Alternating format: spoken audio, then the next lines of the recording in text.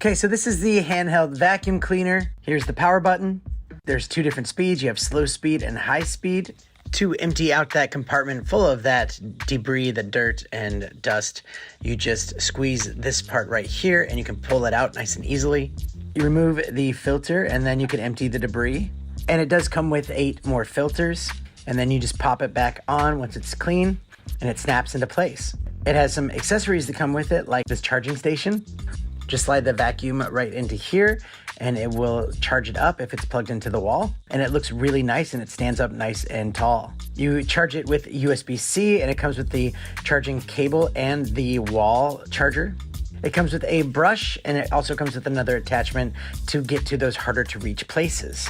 And you can also put those attachments nice and neat on the back of this charging station to make it look really compact and clean. And it does a great job getting all of those crumbs and dirt and dust, and you can just use this to suck all of that up. So it works really great. It's nice and portable and I highly recommend it, and thanks for watching.